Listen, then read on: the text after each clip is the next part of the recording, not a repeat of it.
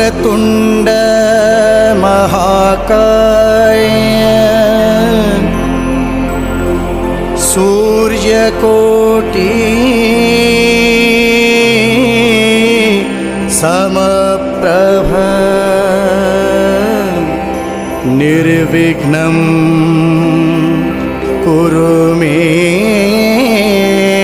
देव सर्वकार्येषु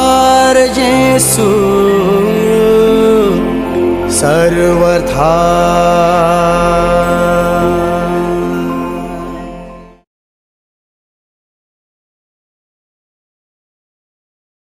नमो नमः सुप्रभातम पिलामाने आमे आज द्वितीय श्रेणी विज्ञान विषय पढ़ा। विज्ञान विषय पढ़ा पूर्व मो निज परिचय रखुची। मो ना सागरिका गुरुमा। मु तुम मानक विज्ञान पढ़ेबी। आम आज विज्ञान प्रथम विषय सजीव और निर्जीव विषय जानिबा। सजीव और निर्जीव विषय आम आगुरु जानिछे प्रथम श्रेणी रे पढ़ीचे। तले सजीव माने क्रियाशील बा से माने गति करि परंती, निर्जीव माने गति करि परंती नहीं। एसो विषय रे हमर किछि धारणा अछि। अच्छा कहला देखि तुम बारीपटे बगीचा रे देखिबो बहुत छोट बड़ अनेक गछ अछि। साग पटालीटी रे मंजी बुणी पानी छिंचिले किछि दिन पर देखिबो मंजीरु गजा बाहरी छोट गछ हुए। छोट गछ सबू धीरे धीरे बढ़ी बड़ हुअंती। आंब, पणस, निंब, बर, बेल आदि बड़ बड़ गछ सबू मध्य साग गछ परी मंजीरु बाहरी धीरे धीरे बड़ होइथांती।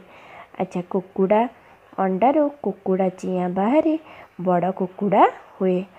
आमे सबू मध्य छोटरू बड़ होइचे। अच्छा कहला मुझे सब कहीं कहते आमे मैंने जानीचे आमे सबू एका बेले बड़ हो कि आमे सबू छोटरू बड़ होइचे। कुकुड़ा अंडारू कौन बाहरे कुकुड़ा चियाँ बाहरी बड़ कुकुड़ा हुए।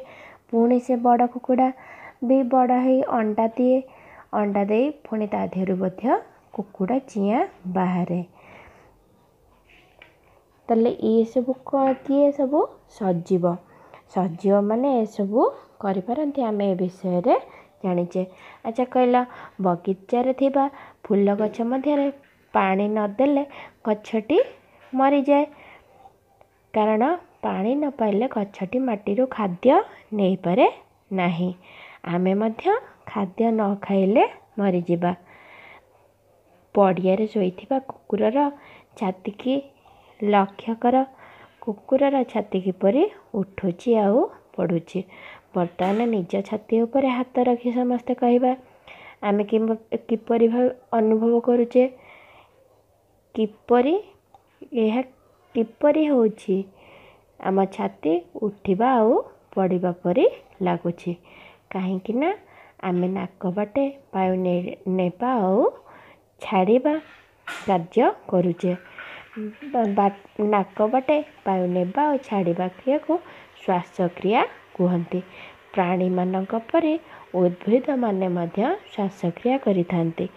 आमे ए विषय रे प्रथम श्रेणी पढ़ीचे। यह मध्य आमकर पूर्व पाठ आलोचना सहित यह द्वितीय श्रेणी रे आमर अछि। यह को समस्ते भल भाव अभ्यास करिबा।